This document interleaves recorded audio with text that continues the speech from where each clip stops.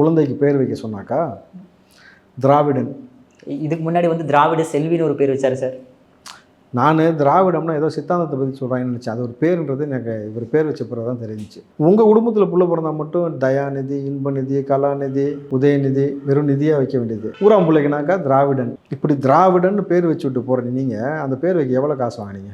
நான் விளையாட்டுக்கு சொல்ல தம்பி, ஏன்னா அவர் தான் சொல்லியிருக்காரு. ஒருத்தர் வீட்டு திண்ணையில் போய் உட்காந்து டீ குடிக்க காசு, ஒருத்தர் கட்சி கல்யாணத்தில் கலந்துக்க காசு, ஒரு குழந்தைக்கு பேர் வைக்கணும் இவ்வளோ காசு வாங்குவேன்ட்டு. என்ன எவ்வளோ காசு வாங்கிட்டு திராவிடன்னு பேர் வச்சிங்க சொல்லுங்கள் பார்ப்போம்.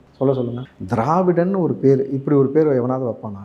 உங்கள் பிள்ளைக்கு சரி, உங்கள் குடும்பத்தில் பிறந்த பிள்ளைக்கு நீங்கள் தானே திராவிட கட்சியோட தலைவராகவே இருக்கிறீங்க. உங்கள் குடும்பத்தில் பிறந்த பிள்ளைக்கு எவனுக்கு திராவிடன்னு பேர் வச்சிருக்கீங்க சொல்லுங்கள், ஒரு ஆளை காட்டுங்க. உங்கள் குடும்ப மக்கள் மட்டும் நிதியோடு இருந்து நல்லா அப்படியே நீண்ட ஆயுளோடு வாழணும். எங்கள் குடும்ப பிள்ளைக்கு திராவிடன்னு பேர் வச்சுவிட்டு அவங்க வறுமையில் கடந்து பட்சத்தில் வந்து அடி வாங்கிட்டே கிடக்கணுமா? இந்த பேரை வைப்பதன் மூலம் நீங்கள் அரசியலில் பெருசாக ஏதோ சாதனை பண்ணுற மாதிரி அப்படியே கெத்தா பெருமையாக வர போகிறாரு.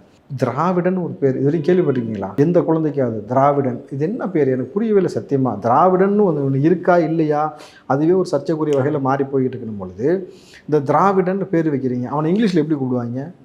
திராவிடா. திராவிடா ஏதோ மாதிரி கேட்குது எனக்கு. சரி ஓகே, இந்த குழந்தை அதாவது முதல்ல பெற்றவங்களுக்கும் கொஞ்சமாவது அறிவு இருக்கணும் சார். பிள்ளைய பெற்றது நீங்கள், பெத்த பிள்ளைய கடைசி வரைக்கும் பார்த்துக்க போகிறது நீங்கள். அதனால் பேர் வைக்கிறதுக்கு மட்டும் அவர் முதல்ல இந்த அரசியல் கட்சி தலைவர்கிட்ட குழந்தைய கொண்டு போய் தூக்கி கொடுத்து பேர் வைங்கன்னு சொல்லுறது நிப்பாட்டுங்க. அவன் போகிற போக்கில் ஆளாளுக்கு ஏதோ ஒரு பேரை வச்சுட்டு போனால் ஒவ்வொரு பெயருக்கும் ஒவ்வொரு வைப்ரேஷன் இருக்குது.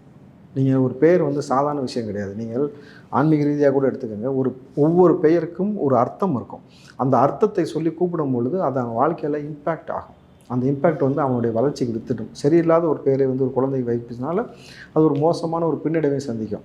இதெல்லாம் புரிஞ்சுட்டு முதல்ல அந்த தூக்கி கொண்டு போயிட்டு இப்போ பேர் வைங்கன்னு கேட்குறதாங்க எப்படின்னா அவங்கள முதல்ல சொல்லணும். இந்த திராவிடன்னு வேறு என்னென்ன கருமத்தெல்லாம் வைக்க போகிறான்னு தெரியல, பார்ப்போம்.